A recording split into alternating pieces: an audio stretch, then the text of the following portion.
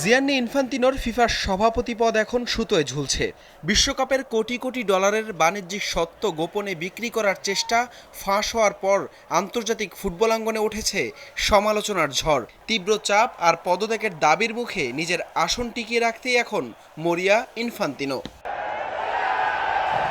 New York পোস্টের এক বিশেষ প্রতিবেদন বলছে, কোণঠাসা হয়ে পড়া ইনফান্তিনো চাকরি বাঁচাতে সোমবার মার্কিন পররাষ্ট্রমন্ত্রী মার্ক রুবিওর সঙ্গে ব্যক্তিগত আলোচনার চেষ্টা চালান। এমনকি বিপাকে পড়ে প্রেসিডেন্ট ট্রাম্পের সঙ্গে যোগাযোগের চেষ্টা করলেও সাড়া মেলেনি বলে জানায় গণমাধ্যমটির সূত্র।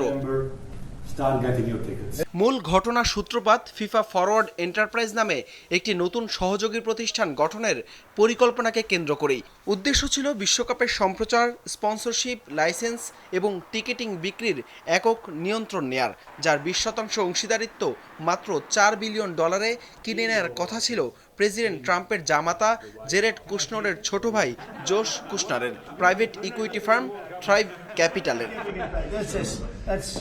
কিন্তু বিশ্বজুড়ে ফুটবল ফেডারেশনগুলোর তীব্র প্রতিবাদের মুখে ইনফান্তিনো সেই পরিকল্পনা শেষ পর্যন্ত ভেস্তে গেছে। আর এর জেরেই শুধু বাইরে নয়, ফিফার ভেতরেও শুরু হয়েছে বিদ্রোহ।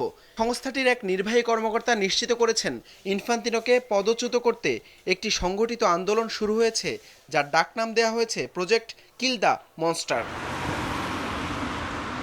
এদিকে আন্তর্জাতিক ফুটবলে ইনফান্তিনোর অবস্থা আরও নড়বড়ে করে তুলেছে ইউরোপীয় ফুটবলের নিয়ন্ত্রক সংস্থা উয়েফা।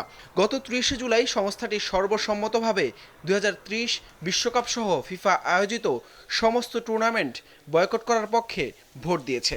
সব মিলিয়ে পদ হারানোর চূড়ান্ত দ্বারপ্রান্তে এখন দাঁড়িয়ে ফিফার সভাপতি জিয়ান্নি ইনফান্তিনো।